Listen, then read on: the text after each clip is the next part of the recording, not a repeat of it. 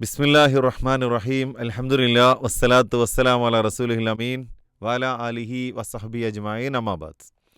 പ്രിയപ്പെട്ട piece radio പ്രേക്ഷകരെ, നിങ്ങളെല്ലാവരെയും വളരെ ഹൃദ്യമായി സ്നേഹക്കൂടിലേക്ക് സ്വാഗതം ചെയ്യുകയാണ്. അൽഹംദുലില്ലാ, ഇന്നും നമ്മോടൊപ്പം ഈ ഒരു എപ്പിസോഡിൽ പങ്കുചേരുന്നത് ബഹുമാനനായ പ്രൊഫസർ കെ പി സാറാണ്. നിങ്ങൾക്കെല്ലാവർക്കും വേണ്ടി അദ്ദേഹത്തിനെ സ്നേഹത്തോടു കൂടി സ്വാഗതം ചെയ്യാൻ. അസ്സലാമു അലൈക്കും. നമ്മൾ കുടുംബവുമായി ബന്ധപ്പെട്ട ഓരോ കാര്യങ്ങളാണ് ചർച്ച ചെയ്ത് വരുന്നത്. അവിടെ ഭർത്താവിൻ്റെ കാര്യങ്ങൾ ഉണ്ടാവാറുണ്ട്, ഭാര്യമാരുടേതുണ്ട്, അതുപോലെ മക്കളുടെ കാര്യങ്ങളുണ്ട്. മൊത്തം സമൂഹം ശ്രദ്ധിക്കേണ്ട പല വിഷയങ്ങളൊക്കെ എടുത്തിട്ടാണ് പോകുന്നത്. അപ്പോൾ കഴിഞ്ഞ ദിവസം ഞാനൊരു പ്രോഗ്രാമിൽ പങ്കെടുത്ത സമയത്ത് എന്നോട് 10ാം ക്ലാസ്സുകാരനായ ഒരു വിദ്യാർത്ഥി ചോദിച്ചൊരു ചോദ്യമായിട്ട് തുടങ്ങാമെന്ന് തോന്നുന്നു. അവന് വലിയ ഒരുപാട് പ്രതീക്ഷകളുണ്ട്. അവൻ്റെ ഫാമിലി എന്ന് പറയുന്നത് ഫാദർ വിദേശത്ത് ബിസിനസ് നടത്തുകയാണ്. അപ്പോൾ ഇവൻ്റെ ആഗ്രഹം ഒരു ബിസിനസ്മാൻ ആയിത്തീരുക എന്നുള്ളതാണ്. പക്ഷെ ഇവൻ്റെ മനസ്സിൽ ഒരുപാട് ക്വസ്റ്റ്യൻസ് ഉണ്ട്. പ്രോഗ്രാം കഴിഞ്ഞ് എന്നോടൊരു 10-15 മിനിറ്റ് നേരം അവൻ സംസാരിച്ച്. അപ്പോൾ ആ സംസാരത്തിൻ്റെ ഒരു ആകെത്തുക പറഞ്ഞു കഴിഞ്ഞാൽ അവൻ്റെ അംബീഷൻ എന്ന് പറഞ്ഞാൽ ബിസിനസ്സാണ്. പക്ഷെ വീട്ടുകാർ അവനെ കമ്പൽ ചെയ്യുന്നത് സയൻസ് എടുത്തിട്ട് പഠിക്കാവുള്ളൂ. അപ്പോൾ അവൻ്റെ മനസ്സിലുള്ള ഒരു ആഗ്രഹം ഹിഫുൾ കംപ്ലീറ്റ് ആക്കണം, വിശുദ്ധ ഖുർആൻ ഹിഫുൾ ആക്കണം. അതിന് പറ്റിയ ഏതെങ്കിലും ഒരു വിദേശ രാജ്യത്ത് പോയിട്ട് +2 കംപ്ലീറ്റ് ചെയ്യുക. സയൻസ് സ്ട്രീം എടുത്തു പോയാൽ എന്താവും, അതെടുക്കാതെ പോയാൽ എന്താവും, അങ്ങനെ ഒരുപാട് പ്രശ്നങ്ങൾ.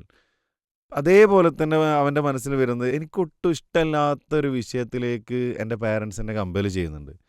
ഞാൻ ബിസിനസ് പറയുമ്പോൾ അവർക്കൊരിക്കലും ബിസിനസ് താല്പര്യമില്ല. നീ പഠിച്ച പോലെ ഡോക്ടർ ആവണം, അല്ലെങ്കിൽ എൻജിനീയർ ആവണം, ഇങ്ങനെയുള്ള പല നിർദ്ദേശങ്ങളാണ് വീട്ടിൽ നിന്ന് പാരൻസ് നൽകുന്നത്. അപ്പോൾ ഇവനെ ആകെ സപ്പോർട്ട് ചെയ്യുന്നൊരു സഹോദരി മാത്രം, മുതിർന്നൊരു സഹോദരി ഇവനെ സപ്പോർട്ട് ചെയ്യുന്നുണ്ട്. നീ നിൻ്റെ ആഗ്രഹത്തിനനുസരിച്ച് മുന്നോട്ട് പോയിക്കൊള്ളൂ. സ്വാഭാവികമായിട്ടും ഇതൊരു ഒറ്റപ്പെട്ട സംഭവമല്ല. ഇന്ന് നമ്മളൊക്കെ പലപ്പോഴും പല മേഖലയിൽ, പ്രത്യേകിച്ച് ഹയർ എഡ്യൂക്കേഷൻ്റെ ഫീൽഡിലാണ്, ഒരു +2 ഒക്കെ കഴിഞ്ഞ് പിന്നീട് പോകുന്ന സമയത്താണ് ഈ ഒരു ക്വസ്റ്റ്യൻസ് നമ്മൾ കാണാറുള്ളത്. കുട്ടികളുടെ താല്പര്യം അറിയാതെ രക്ഷിതാക്കൾ നിർബന്ധിച്ചുകൊണ്ട് പലപ്പോഴും വലിയ സ്ഥാപനങ്ങളിൽ വലിയ കോഴ്സുകൾക്ക് കൊണ്ടുപോയി ചേർക്കും. അവിടെ പിന്നീട് അവർ വിജയിച്ചു വരുന്നത് വളരെ പ്രയാസകരമായിട്ടായിരിക്കും. അപ്പോൾ ഈ ഒരു മേഖലയിൽ അല്ലേ, കുട്ടികളെ ഇങ്ങനെയുള്ള ഹയർ എഡ്യൂക്കേഷന് പറഞ്ഞയക്കുമ്പോൾ അവർ ശ്രദ്ധിച്ചിട്ടില്ലെങ്കിൽ വരുന്ന പ്രശ്നങ്ങൾ, ശ്രദ്ധിക്കേണ്ട മേഖലകൾ, നിങ്ങളുടെ അനുഭവങ്ങൾ ഒരുപാട് ഈ മേഖലയിൽ ഉണ്ടാവുമെന്നാണ് പ്രതീക്ഷിക്കുന്നത്. അപ്പോൾ അത് വെച്ച് തുടങ്ങാമെന്ന് വിചാരിക്കുന്നു. എനിക്ക് തോന്നിയ വിഷയം, കഴിഞ്ഞ കുറച്ച് ദിവസം മുമ്പ് എനിക്കുണ്ടായ ഒരു അനുഭവം നിങ്ങൾ ചോദിച്ച ഈ സംഭവത്തിലേക്ക് വിരൽ ചൂണ്ടുന്നതാണ്. അതായത് ഒരു കുട്ടി, ആ കുട്ടി +1 ക്ലാസ്സിൽ പഠിക്കുകയാണ്. അപ്പോൾ ആ +1 ക്ലാസ്സിൽ പഠിക്കുന്ന കുട്ടിയുടെ ഡിസിപ്ലിനുമായി ബന്ധപ്പെട്ട ഒരു വിഷയത്തിൽ ഇടപെടേണ്ട ആവശ്യം വന്നു. അങ്ങനെ സ്കൂളിൽ ഞാൻ പോയി അധ്യാപകരുമായും പ്രിൻസിപ്പലും ഒക്കെ സംസാരിച്ചു. ആ സംസാരത്തിൽ നിന്ന് എനിക്ക് കിട്ടിയ ഒരു സംഗതി എന്താണെന്ന് വെച്ചാൽ, +1 ഈ കുട്ടി അഡ്മിറ്റ് ചെയ്യപ്പെട്ടിട്ടുണ്ടെങ്കിലും അവിടെ പഠിക്കുന്ന വിഷയങ്ങളോട് അവൻക്കൊട്ടും താല്പര്യമല്ല.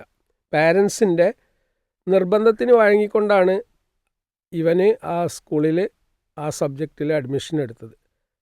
അവൻ്റെ ഒരു വൈബ്, അവൻ്റെ മനസ്സിൽ അവൻ സങ്കല്പിച്ച ഒരു ക്യാമ്പസ്, ആ ഒരു സാഹചര്യം, ഫ്രണ്ട്ഷിപ്പ്, സബ്ജക്റ്റ്, അതൊന്നുമല്ല അവിടെ ഉള്ളത്.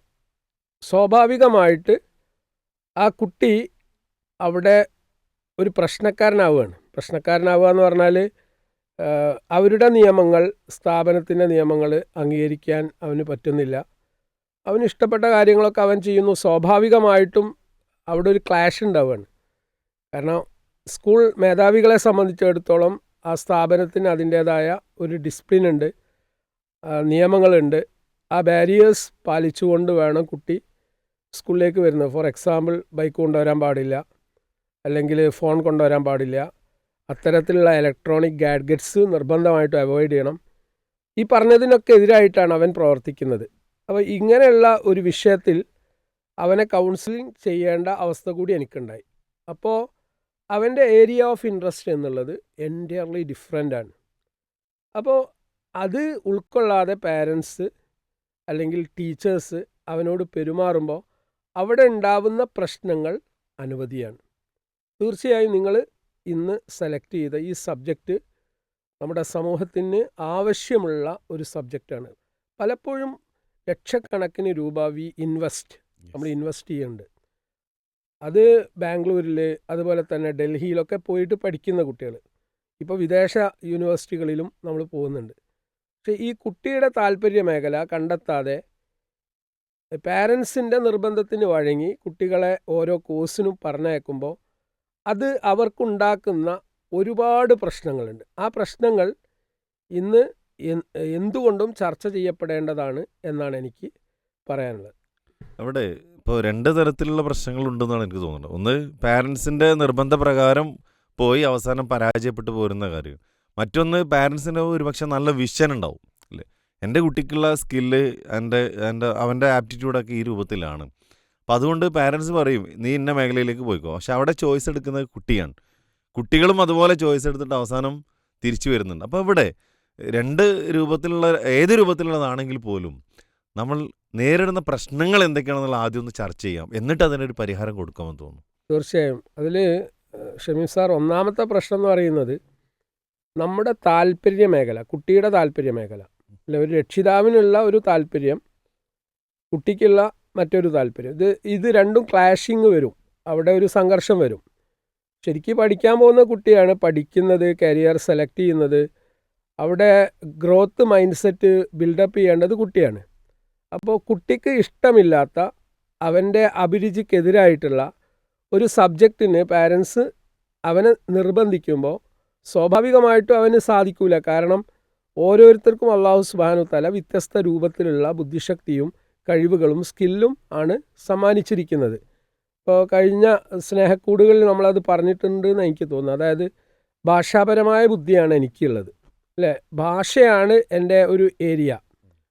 അപ്പോൾ എന്നെ മാത്തമാറ്റിക്സിൽ ചേർത്തിയിട്ടുണ്ടെങ്കിൽ, അല്ലെങ്കിൽ കോമേഴ്സിൽ കൊണ്ടുപോയി ചേർത്തിയിട്ടുണ്ട്, അക്കൗണ്ടൻസി അല്ലെങ്കിൽ ബിസിനസ്, ഈ മേഖലയിലേക്ക് എന്നെ കൊണ്ടുപോയിട്ടുണ്ടെങ്കിൽ അവിടെ എക്സൽ ചെയ്യാൻ എനിക്ക് പറ്റില്ല അല്ലേ. ചില ആളുകൾക്ക് മരം കയറാനുള്ള താല്പര്യം, ഡ്രോ ചെയ്യാനുള്ള താല്പര്യം, റിലേഷൻഷിപ്പ് ബിൽഡപ്പ് ചെയ്യാനുള്ള കഴിവ് അല്ലേ, പൊളിറ്റീഷ്യൻസിനെ പോലെയുള്ള ആളുകൾക്ക് അവരുടെ മേഖല വേറെയാണ്. അതുപോലെ ഓരോ കുട്ടിയുടെയും താല്പര്യ മേഖല, അഭിരുചി വ്യത്യസ്തമാണ്.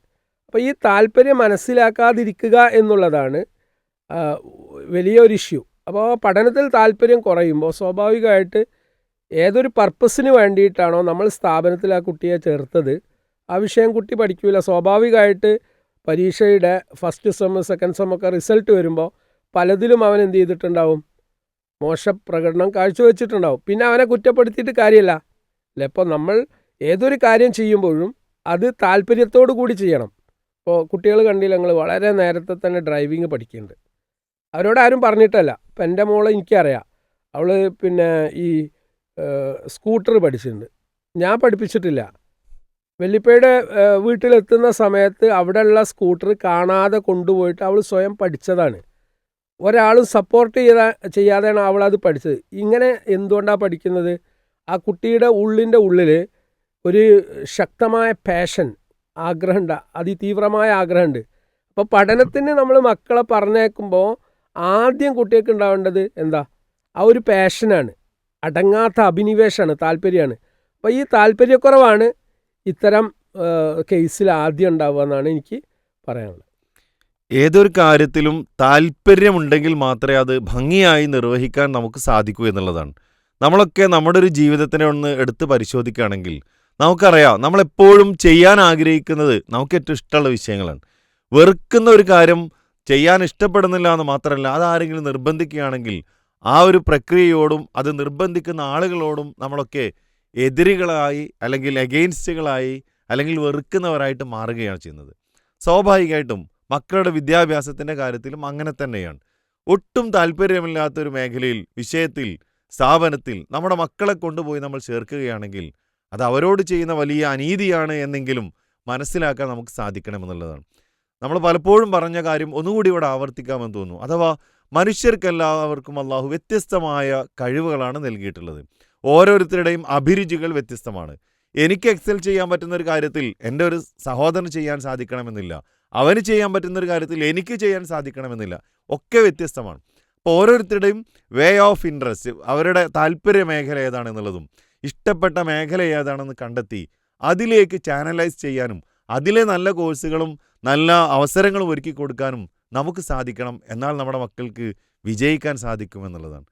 സർ, ഇനി ഇതിൻ്റെ ഇവിടെ രണ്ടാമത് ഇത്തരം നിർബന്ധത്തിന് വഴങ്ങി കുട്ടികൾ സ്കൂളിൽ പോകുമ്പോൾ ഉണ്ടാവുന്ന രണ്ടാമത്തെ റിസൾട്ട് അല്ലെങ്കിൽ അതിൻ്റെ പാർശ്വഫലം എന്ന് പറഞ്ഞാൽ അക്കാഡമിക് ആയിട്ടുള്ള പെർഫോമൻസ് വീക്കാവും അല്ലേ. അപ്പോൾ നമ്മൾ സാധാരണ റിസൾട്ട് പ്രോഗ്രസ്സൊക്കെ പരിശോധിക്കുമ്പോൾ ഇന്ന വിഷയത്തിൽ A+ കിട്ടിയെങ്കിൽ B+ കിട്ടി നമ്മൾ പറയും.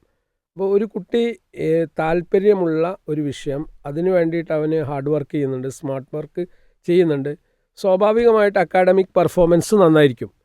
എന്നാൽ ഒട്ടും താല്പര്യമില്ലാത്ത ഒരു വിഷയത്തിൽ നിർബന്ധിച്ച് മക്കളെ നമ്മൾ സ്കൂളിലേക്ക് പറഞ്ഞയച്ചിട്ടുണ്ടെങ്കിൽ അല്ലെങ്കിൽ ഹയർ ഇൻസ്റ്റിറ്റ്യൂഷൻസിലേക്ക് പറഞ്ഞയച്ചിട്ടുണ്ടെങ്കിൽ അവിടെ അക്കാഡമിക് പെർഫോമൻസ് ആ പഠന വിഷയത്തിലുള്ള അവരുടെ പ്രകടനം വളരെ വീക്കായിരിക്കും, ഒരു സംശയം വേണ്ട. അതിന് കാരണം എന്താണെന്ന് വെച്ചാൽ അവരനുഭവിക്കുന്ന മാനസിക പ്രശ്നങ്ങളാണ് അല്ലേ. ഇപ്പം എന്നെ നിർബന്ധിച്ചിട്ട് ഒരു കാര്യത്തിന് കൊണ്ടുവരുമ്പോൾ ഞാനതിന് വില്ലിങ് അല്ല, നിർബന്ധത്തിന് വഴങ്ങിയിട്ടാണ് ചെയ്യുന്നത് അല്ലേ.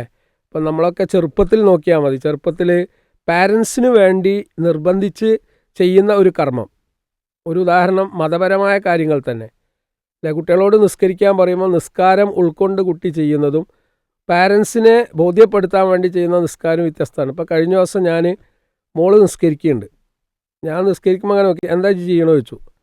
അപ്പോൾ എന്താ കോഴിക്കുത്ത് നിസ്കാരം നിസ്കരിക്കണം അവിടെ യാന്ത്രികമായിട്ടാണ് ചെയ്യുന്നത്. കാരണം അതിൻ്റെ റൂള് അതിൻ്റെ ആത്മാവ് കുട്ടി ഉൾക്കൊണ്ടിട്ടില്ല. അപ്പോൾ ഏതൊരു കാര്യത്തെയും ഇഷ്ടപ്പെടുത്താനുള്ള പ്രക്രിയയാണ് പാരൻസ് ചെയ്യേണ്ടത്, അത് പാരൻസും ചെയ്യില്ല. നമ്മൾ ഈ നരകത്തെക്കുറിച്ച് പറഞ്ഞ് പേടിപ്പിച്ചിട്ട് കുട്ടീനെ പോയി നിസ്കരിച്ച അല്ലെങ്കിൽ നരകത്ത് പോകും. സത്യത്തിൽ സ്വർഗത്തെക്കുറിച്ചുള്ള സന്തോഷ വാർത്ത, പോസിറ്റീവ് സ്ട്രോക്കാണ് കൂടുതൽ കൊടുക്കേണ്ടത്, നരകം പറയേണ്ടെന്നല്ല. നമ്മുടെ ആളുകൾക്കും ഈ മനഃശാസ്ത്ര സമീപനം വളരെ വീക്കാണ്. നമ്മൾ ഏറ്റവും കൂടുതൽ സ്വർഗത്തിൻ്റെ സന്തോഷ സംഗതികൾ ആളുകളെ ബോധ്യപ്പെടുത്തുമ്പോൾ സ്വാഭാവികമായിട്ടും അല്ലേ നമ്മുടെ മനസ്സ് അതിലേക്ക് ട്യൂൺ ചെയ്യും. അപ്പോൾ ഞാൻ പറയുന്ന വിഷയം അക്കാദമികമായ വിഷയങ്ങളിൽ വീക്കാകും. അപ്പോൾ വീക്കായിട്ട് പിന്നെ കുട്ടീനെ കുറ്റം പറഞ്ഞിട്ട് കാര്യമില്ല. അപ്പോൾ കുട്ടി പറയുന്ന സംഗതിയാണ് ഞാൻ നിങ്ങളോട് ആദ്യം തന്നെ പറഞ്ഞില്ലേ, ഞാൻ പറഞ്ഞ നിങ്ങൾ കേട്ടോ, നിങ്ങൾ നിർബന്ധിച്ചിട്ടല്ലേ. കല്യാണ വിഷയത്തിൽ പോലും ഉണ്ട്, കല്യാണ വിഷയത്തിൽ പോലും കുട്ടികളെ നിർബന്ധിച്ച് പാരൻസ് എന്ത് ചെയ്യും, അവരുടെ സ്റ്റാറ്റസ് നിലനിർത്താൻ വേണ്ടിയിട്ട് ചില വിവാഹങ്ങൾ നടത്തും. കഴിഞ്ഞ ദിവസം ഒരു ഫാമിലി ഇഷ്യൂ ഞാൻ ഡീൽ ചെയ്തപ്പോൾ പെൺകുട്ടി പറഞ്ഞതാണ്, പാപ്പ എന്നെ നിർബന്ധിച്ചു, ആ നിർബന്ധത്തിന് വഴങ്ങിയിട്ടാണ് ഞാൻ കല്യാണത്തിന് സന്നദ്ധമായത്. പിന്നെ അത് ഡിവേഴ്സായി. ആ ഡിവേഴ്സിലേക്ക് എത്തുന്നത് എന്താണ്, അവൾക്കൊരിക്കലും അത് കോപ്പപ്പ് ചെയ്യാൻ പറ്റില്ല. ഈ ഒരു വിഷയം കുട്ടികളുടെ പഠനത്തിൽ വരുന്നുണ്ട്. ഇപ്പോൾ എക്സലൻസ് കിട്ടണമെന്നുണ്ടെങ്കിൽ തീർച്ചയായിട്ടും അതിൽ കുട്ടികളുടെ ഒരു ഭാഗം കൃത്യമായിട്ടുണ്ടെങ്കിൽ മാത്രമേ സാധിക്കുള്ളൂ. ഇപ്പോൾ ഇത് പറഞ്ഞപ്പോൾ എൻ്റെ മനസ്സിലേക്ക് ഓടി വന്നൊരു കാര്യം, ഏതാനും ഒരു 2-3 വർഷങ്ങൾക്ക് മുമ്പ് നമ്മൾ പഠിപ്പിച്ചിരുന്ന ഒരു വിദ്യാർത്ഥി, അവനെ നല്ല ഒരു സ്ഥാപനത്തിൽ കൊണ്ടുപോയിട്ട് അവൻ്റെ പേരൻസ് ചേർത്തിട്ടുണ്ട്. അങ്ങനെ അവൻ അവിടെ വെച്ചൊരു ആക്സിഡൻറ്റിൽ പെടുന്നു. അപ്പോൾ അന്വേഷിക്കുന്ന സമയത്താണ് മനസ്സിലാവുന്നത് ഇവൻ്റെ ആ കോളേജിലേക്ക് അവൻ ചെന്നിട്ട് മാസങ്ങൾ കഴിഞ്ഞ് പോയിട്ടുണ്ടെന്നുള്ളതാണ്. പക്ഷെ വീട്ടുകാരെന്താ വിചാരിക്കുന്നത്, അവൻ കോളേജിലുണ്ട് എന്നുള്ളതാണ്. പക്ഷെ കോളേജിലേക്ക് എത്തിയിട്ട് മാസങ്ങൾ കഴിഞ്ഞ് പോയിട്ടുണ്ടെന്നുള്ളത്. അപ്പം ഇങ്ങനെയുള്ള സംഭവങ്ങൾ ദൂരെയുള്ള സ്ഥലങ്ങളൊക്കെ ആണെങ്കിൽ പലപ്പോഴും അത് മോണിറ്റർ ചെയ്യാൻ രക്ഷിതാക്കൾക്ക് സാധിക്കാറില്ല. അല്ല, ഇതിവിടെ സർ വരുന്ന അറിയാമോ, ഇപ്പോൾ സ്കൂളിൽ ഇപ്പോൾ ഈ പറഞ്ഞ സംഗതി ഇന്ന് സാധാരണ നടക്കുന്നുണ്ട്. കുട്ടികൾ ബൈക്ക് എടുത്തിട്ട് അല്ലെങ്കിൽ കാർ എടുത്തിട്ടൊക്കെ പുറത്ത് ചുറ്റുകയാണ്. ഇപ്പോൾ 2 വീടായിട്ട് നിൽക്കുന്ന കുട്ടികളുണ്ടാവും. ഇപ്പോൾ ഉമ്മൻ്റെ വീടും വാപ്പൻ്റെ വീടും ഉണ്ട്. അപ്പോൾ ഒരു വീട്ടിൽ നിന്ന് പറയും സ്കൂളിൽ പോയിട്ടുണ്ട് പറയും. അവരും അങ്ങനെ വിചാരിക്കുക, രക്ഷിതാക്കൾ വിചാരിക്കുന്നത് സ്കൂളിൽ പോയിട്ടുണ്ട്, പക്ഷേ അവിടെ സ്കൂളിൽ എത്തുന്നില്ല. ഞാൻ പറഞ്ഞ മനസ്സിലുണ്ടോ? 2 വീടാവുമ്പോൾ എവിടെയാണ് കുട്ടി ഉള്ളത്, ഉമ്മ വിചാരിക്കുകയാണ് കുട്ടി അവിടെ ഉണ്ടാവും, അല്ലെങ്കിൽ ഉപ്പ വിചാരിക്കുകയാണ് ഇവിടെ ഉണ്ടാവും. സത്യത്തിൽ ഇതിൻ്റെ ഇടയിൽ അവൻ മുതലെടുക്കും. പ്രത്യേകിച്ച് എന്താ വെച്ചാൽ അവന് താല്പര്യമില്ലാത്തതുകൊണ്ട് ചിലപ്പോൾ അവൻ വല വീശാനായിരിക്കും പോകുന്നത്, അല്ലെങ്കിൽ അഡ്വഞ്ചറസ് ജേണി അല്ലേ. ഇപ്പം ഇന്ന് കുട്ടികൾ ഈ ട്രേഡിങ്ങിൻ്റെ ലഹരിയിലാണ്. എന്താ ട്രേഡിങ് നമുക്കറിയാലോ, പണം എളുപ്പത്തിൽ എങ്ങനെ ഉണ്ടാക്കാം, എളുപ്പത്തിൽ പണം ഉണ്ടാക്കാനുള്ള മാർഗ്ഗങ്ങൾ. കഴിഞ്ഞ ദിവസം ഒരു കുട്ടിയായിട്ട് സംസാരിച്ചപ്പോൾ ആ കുട്ടി പറഞ്ഞത് 3 കോടിയുടെ കാറ് വാങ്ങുന്ന കാര്യമാണ് പറഞ്ഞത്. അതവൻ്റെ ഒരു സ്വപ്നമാണ്. കാരണം അത്തരത്തിലുള്ള സ്വപ്നങ്ങൾ റേസ് ചെയ്യുന്നതിൽ സോഷ്യൽ മീഡിയ വിജയിച്ചിട്ടുണ്ട് അല്ലേ. എന്നാൽ അതിന് പോസിറ്റീവായിട്ട് ക്രിയേറ്റീവായിട്ട് എങ്ങനെ പഠനം നടത്തണം, മുന്നോട്ട് പോകണം എന്നുള്ള ധാരണ ഇല്ലാതാനും. ആഗ്രഹങ്ങളൊക്കെ വലുതായിട്ടുണ്ട്, പക്ഷെ അതിന് സ്വീകരിക്കുന്ന മാർഗ്ഗങ്ങൾ അല്ലേ, വഴികൾ കൂടി നന്നാവണ്ടേ. അവിടെ വരുന്ന ഒരു വലിയ കോംപ്ലിക്കേഷൻ അതാണ്. മറ്റൊന്ന്, ഈ കുട്ടികൾ നേരിടുന്ന വലിയൊരു ഇഷ്യൂ എന്താ വെച്ചാൽ മാനസിക സമ്മർദ്ദമാണ്. അല്ലേ? മാനസിക സമ്മർദ്ദം, ഉത്കണ്ഠ എന്നൊക്കെ പറഞ്ഞാൽ എന്താണ്? ക്ലാസ്സിലെത്തുന്നുണ്ട്, ക്ലാസ് എടുക്കുന്നുണ്ട് അധ്യാപകൻ, ഹോംവർക്ക് കൊടുക്കുന്നുണ്ട്. അതൊന്നും കുട്ടിയുടെ മനസ്സിലേക്ക് കയറില്ല. കാരണം അവൻ is not at all interested in that. സ്വാഭാവികമായി മറ്റ് കുട്ടികളുടെ മുമ്പിൽ വെച്ച് ഇവനെ ഇൻസൾട്ട് ചെയ്യാണ്, അല്ലേ? ഇപ്പോൾ ഒരു ഉദാഹരണമായിട്ട് ബാഗിൽ ഫോണുമായിട്ട് വരുന്ന ഒരു കുട്ടി, അല്ലെങ്കിൽ ക്യാമറ സംവിധാനങ്ങളുമായിട്ട് വരുന്ന കുട്ടി, അപ്പോൾ അവനെ ചെക്ക് ചെയ്യാണ്. ഇപ്പോൾ ഈ അടുത്തുണ്ടായ ഒരു ഇഷ്യൂ തന്നെ ഞാൻ പറഞ്ഞുതരാം. അവൻ്റെ ബാഗിൽ USB-യുടെ ഒരു വയറ് വെക്കുന്ന ഒരു സംഗതി ഉണ്ട്. അപ്പോൾ ഇടയ്ക്കിടയ്ക്ക് പ്രിൻസിപ്പാൾ ഇവൻ്റെ ബാഗ് പിടിക്കും. അപ്പോൾ മറ്റ് കുട്ടികളുടെ മുമ്പിൽ വെച്ചിട്ടാണ് ഈ ഇൻസൾട്ടിങ്. അതാണ് അവൻ എന്നോട് പറഞ്ഞ വിഷയം. എന്താ വെച്ചാൽ, എനിക്ക് ഏറ്റവും വലിയ സങ്കടം, എന്നെ സ്വകാര്യമായി വിളിച്ചു പറഞ്ഞോട്ടെ, എനിക്കൊരു പ്രശ്നമില്ല, പക്ഷേ ഒരു ചിരിയുണ്ടല്ലോ, കണ്ടില്ലേ ഈ വിദ്വാൻ ചെയ്ത സംഗതി. അധ്യാപകനാണ് മനഃശാസ്ത്രം ആദ്യം തിരിയേണ്ടത്. എല്ലാ അധ്യാപകരും ആ വിഷയത്തിൽ ശ്രദ്ധിക്കേണ്ടതുണ്ട്. കാരണം ഒരു കുട്ടിയുടെ അഭിമാനത്തിന് ക്ഷതം പറ്റിയാൽ അവരുടെ പ്രായം അതാണ്. അപ്പം ഞാൻ ഇന്ന് ഇങ്ങോട്ട് യാത്ര തിരിച്ച സമയത്തും ഒരാൾ ബ്ലാക്ക് മെയിൽ ചെയ്യാൻ വേണ്ടി ഉപയോഗിച്ച ആ ഒരു രീതി ഒരു കുട്ടിയെ മാനസിക രോഗിയാക്കിയിട്ടുണ്ട്. നമ്മൾ വിചാരിക്കും മനസ്സിൻ്റെ താളം തെറ്റാൻ വലിയ കാര്യങ്ങൾ വേണം. ഒരിക്കലും വേണ്ട, ചെറിയ ഇൻസിഡൻസ് മതി. കാരണം ഓരോ വിഷയത്തെയും ഓരോരുത്തരെങ്ങനെ സ്വീകരിക്കുന്നത് ഒരേപോലെ അല്ലല്ലോ, അല്ലേ? അപ്പം നിങ്ങൾ നോക്കൊണ്ടു, നമുക്ക് 4 കുട്ടികളുണ്ടെങ്കിൽ 4 കുട്ടികൾ ഒരേ വിഷയത്തോട് 4 രീതിയിലാണ് പ്രതികരിക്കുക. അപ്പോൾ കുട്ടികളെ പഠിപ്പിക്കുന്ന അധ്യാപകൻ ശ്രദ്ധിക്കേണ്ട ഏറ്റവും വലിയ കാര്യം കൂടിയാണത്. കാരണം മാനസിക സമ്മർദ്ദത്തിലാണ് ആദ്യം തന്നെ സ്കൂളിലേക്ക് കുട്ടി വരുന്നത്. പിന്നെ ആ ഒരു വൈബ് സ്ഥാപനത്തിലില്ല. ഇപ്പോൾ എൻ്റെ മകൾ തന്നെ പറയുന്നത് ഞാൻ കേട്ടിട്ടുണ്ട്. ഇപ്പം എൻ്റെ മകൾ പഠിക്കുന്ന സ്ഥാപനത്തിൻ്റെ കൺസ്ട്രക്ഷൻ ഓഫ് ബിൽഡിങ് അതൊരു പരമ്പരാഗത രീതിയിൽ, പഴയ രീതിയിലാണ്. അപ്പോൾ വേണ്ടത്ര ഒരു വിശാലത ആ ക്യാമ്പസിലില്ല. മനസ്സിലാവുണ്ടോ? ഇന്നത്തെ കുട്ടികൾക്ക് വൈബ് വലിയ വിഷയമാണ്. ഇപ്പം എൻ്റെ കുട്ടി തന്നെ എന്നോട് പറയുന്നുണ്ട്, അങ്ങനത്തെ ഓരോ കാര്യങ്ങൾ. ഞാൻ പറയുന്നത് നമ്മൾ ചിന്തിക്കും പോലെ അല്ല കുട്ടികൾ ചിന്തിക്കുന്നത്, അല്ല? എന്ന് സോഷ്യൽ മീഡിയ എടുത്തു കഴിഞ്ഞിട്ടുണ്ടെങ്കിൽ അത്തരത്തിലുള്ള രംഗങ്ങൾ, കാഴ്ചകൾ കാണിപ്പിക്കാൻ വേണ്ടി തന്നെ ആളുകൾ മെനക്കെട്ടുകൊണ്ടിരിക്കുകയാണ്. അപ്പോൾ എൻ്റെ വീട് ആ വീടുമായിട്ട് ഞാൻ കമ്പയർ ചെയ്യാണ്. അപ്പോൾ എൻ്റെ വീട്, എന്തിനാണ് ഈ വീട് കുട്ടി ചോദിക്കുന്നു. സ്ഥാപനത്തിലെത്തുമ്പോൾ നല്ല സ്ഥാപനങ്ങളുടെ ചിത്രം, അവിടുത്തെ അക്കാദമിക നിലവാരം, അവിടുത്തെ ഇൻഫ്രാസ്ട്രക്ചർ, അവിടുത്തെ യൂണിഫോം, അവിടുത്തെ എക്സ്ട്രാ കരിക്കുലർ ആക്ടിവിറ്റീസ്, അവിടെ നടക്കുന്ന ക്യാമ്പുകൾ, അവിടുത്തെ ഇൻ്റർവ്യൂസ്, അവിടുത്തെ ക്യാമ്പസ് പ്ലേസ്മെൻറ്റ്, ഇതൊക്കെ ഇന്ന് കുട്ടികൾക്ക് കിട്ടുന്നുണ്ട്. ആരെന്നെ ഈ സ്ഥാപനത്തിൽ കൊണ്ടുപോയി ചേർത്തിയത്? നീ സ്ഥാപനത്തിൽ മേലധികാരികളോടോ അതിൻ്റെ മാനേജ്മെൻറ്റിനോടോ ഇതിൻ്റെ ക്വാളിറ്റി ഒന്ന് ഉയർത്താൻ വേണ്ടി വല്ല നിർദ്ദേശവും കൊടുത്താൽ അത് ചെവിക്കൊള്ളാത്ത കുറേ ആളുകളുണ്ട്. പഴയ നിലവാരത്തിലാണ് പോകുന്നത്. അപ്പോൾ നമ്മൾ ശ്രദ്ധിക്കേണ്ട ഒരു വിഷയമാണ്. കുട്ടികൾക്ക് മാനസിക സമ്മർദ്ദം ഉണ്ടാക്കുന്ന ഒരു വിഷയമാണ് താല്പര്യമില്ലാത്ത വിഷയങ്ങൾ പഠിക്കുക എന്നുള്ളത്. ഈവൻ സൂയിസൈഡിലേക്ക് പോലും അവർ ചിന്തിക്കും. ചെറിയ മനസ്സാണ് മക്കളുടേത്. കാരണം ഇഷ്ടമല്ലാതെ ആ സ്ഥാപനത്തിലെത്തുമ്പോൾ കാണുന്നത് മുഴുവൻ കുറ്റമായിരിക്കും. അല്ല, അവനെ നിരന്തരം വേട്ടയാടപ്പെടുകയാണ്. ഒരു നോട്ടപ്പള്ളിയാവുന്ന ചില കുട്ടികളുണ്ട്, അല്ലേ? പബ്ലിക്കായിട്ട് മറ്റ് എല്ലാ അധ്യാപകരുടെയും മുമ്പിൽ വെച്ച് ഇൻസൾട്ട് ചെയ്യപ്പെടുമ്പോൾ കുട്ടിക്ക് തോന്നുകയാണ് ഇതിനേക്കാളും നല്ലത് സ്കൂളിൽ വരാതിരിക്കലാണ്. അതുകൊണ്ടാണ് സ്കൂൾ കട്ട് ചെയ്യുന്നത്. സ്കൂൾ കട്ട് ചെയ്യുന്ന ഒരു കുട്ടി വീട്ടിലും പ്രശ്നങ്ങളുണ്ടാവും. വീട്ടിലുള്ള പ്രശ്നം വേറെ, സ്കൂളിൽ വേറെ പ്രശ്നം. ഇത് രണ്ടും കൂടി ക്ലബ് ചെയ്താൽ എങ്ങനെ ഉണ്ടാവും? ഇതൊക്കെ നമ്മൾ ചിന്തിക്കാറുണ്ടോ ഷമീം സാർ? തീർച്ചയായും ചിന്തിക്കേണ്ട മേഖലകളാണ് നമ്മൾ ഈ പറഞ്ഞു വെക്കുന്നത്. അഥവാ ഇതൊക്കെ പലപ്പോഴും അശ്രദ്ധമായി കൈകാര്യം ചെയ്യുന്ന വിഷയങ്ങളാണ്. മക്കളുടെ മാനസിക നിലകളെ പോലെയുള്ള കാര്യങ്ങളൊക്കെ നമ്മൾ കുട്ടികളോട് എന്തും പറയും, അത് എങ്ങനെയും ആവാം. അതിൻ്റെ പോസിറ്റീവ് വശമോ നെഗറ്റീവ് വശമോ ഒന്നും ആലോചിക്കാറില്ല. പക്ഷെ പറഞ്ഞതിന് ശേഷം ഇപ്പോൾ ഒരു ചെറിയൊരു കുട്ടി പോലും അവരെക്കുറിച്ച് എന്തെങ്കിലും ഒരു ചെറിയ ഒരു ആൾക്കൂട്ടത്തിനിടയിൽ പറഞ്ഞാൽ അതിനെക്കുറിച്ച് ബോധവാന്മാരായ ഒരു കാലമാണ് ഈ ഒരു കാലം എന്ന് പറയുന്നത്. ഇതും ഒരു അനുഭവമാണ് സർ. ഒരു ചെറിയ ഒരു ഘട്ടത്തിൽ സ്വന്തം മേലെയുള്ളൊരു കുട്ടി എന്ന് പറഞ്ഞാൽ ഒരു LKG തലത്തിൽ പഠിക്കുന്ന കുട്ടീനെ കുറിച്ച് 1ാം ക്ലാസ് 2ാം ക്ലാസ് പഠിക്കുന്ന ഒരു കുട്ടി പറയാം, അവളുണ്ടല്ലോ ഇന്നലെ എഴുതാതെ കിടന്നുറങ്ങിയിട്ടുണ്ട് എന്ന് പറഞ്ഞപ്പോൾ ഈ കുട്ടി വേഗം കരഞ്ഞുകൊണ്ട് അവിടുന്ന് ഓടുകയാണ്.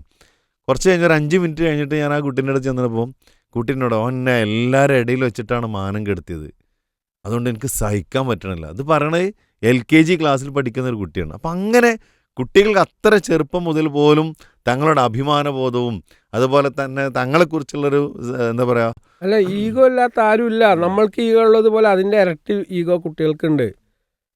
ആ ഈഗോ ആണ് ഇവിടെ വലിയ പ്രശ്നം. നമ്മൾ മനസ്സിലാക്കുന്നത് നമുക്ക് മാത്രമേ അഭിമാനബോധമുള്ളൂ. ചെറിയ കുട്ടിയല്ലേന്നാ. ചെറിയ കുട്ടികളുടെ മുമ്പിൽ വെച്ച് കാര്യങ്ങൾ ചെയ്യുമ്പോഴാണ് നമ്മൾ കൂടുതൽ ശ്രദ്ധിക്കേണ്ടത്. അപ്പോൾ പ്രത്യേകിച്ച് ഫാമിലി കേസുകൾ കൗൺസിലിങ്ങിന് വരുമ്പോൾ അവരുടെ കൂടെ ചെറിയ കുട്ടികളുണ്ടാവും. ഞാൻ പറയാറുണ്ട്, കുട്ടീനെ പുറത്ത് വെക്കണം, അല്ലെങ്കിൽ കൊണ്ടുവരരുത്. കാരണം ഇവിടെ നടക്കുന്ന പ്രശ്നങ്ങൾ മുഴുവനും ഈ പ്രായത്തിൽ കുട്ടി കേൾക്കുമ്പോൾ അത് ആ കുട്ടിയിലുണ്ടാക്കുന്ന ഇമ്പാക്റ്റ് വളരെ വലുതാണ്. നമ്മൾ തീരെ ശ്രദ്ധിക്കാത്ത ഒരു മേഖലയാണ് ഞാൻ പറയുന്നത്. ആത്മാഭിമാനം അല്ലേ, അത് ക്ഷതപ്പെടാതിരിക്കാനാണ് നമ്മൾ ശ്രദ്ധിക്കേണ്ടത്. ഇപ്പോൾ ഈ കോഴ്സിനൊക്കെ പോകുന്ന കുട്ടികൾക്ക് സംഭവിക്കുന്ന അതാണ്. ഞാൻ ഉപ്പനോട് ഉമ്മയോട് എല്ലാവരോടും പറഞ്ഞില്ലായിരുന്നോ, എനിക്കത് ഇഷ്ടമല്ല, എന്നെ ഒന്ന് ചേർത്തി തരി. ഇതൊക്കെ പറഞ്ഞിട്ടും കേൾക്കാതെയാണല്ലോ നിങ്ങൾ എന്നെ ഇവിടെ കൊണ്ടുവന്ന് ചേർത്തിയത്. അതാണല്ലോ എൻ്റെ കരിയർ ഇങ്ങനെ ആയത്, എൻ്റെ പഠനം ഇങ്ങനെ ആയത്. പിന്നെ ആ ചേർത്തിയതിനായിരിക്കും എല്ലാ കുറ്റങ്ങളും കുട്ടി പറയാം. അപ്പം അത് നമ്മൾ ശ്രദ്ധിക്കേണ്ട ഒരു വിഷയമാണ്. ഇതുപോലെ വേറെ ഏതെങ്കിലും നമ്മൾ പിന്നെ സമൂഹത്തിനെ ബോധവൽക്കരിക്കേണ്ട കുട്ടികൾ അഭിമുഖീകരിക്കുന്ന പ്രയാസങ്ങളുണ്ടോ, അല്ലെങ്കിൽ നമുക്ക് പരിഹാരത്തിലേക്ക് പ്രവേശിക്കാമോ? അതായത് ഒരു കുട്ടിയെ നമ്മൾ ഒരു സോഷ്യബിൾ പേഴ്സണാക്കി വളർത്തുക എന്നുള്ളത് വളരെ പ്രധാനമാണ്. കാരണം നമ്മളൊന്നും വീട്ടിലല്ലല്ലോ ജീവിക്കുന്നത്. വീട്ടിൽ ജീവിക്കുന്നതോടൊപ്പം സമൂഹത്തിൽ ജീവിക്കുന്നുണ്ട്.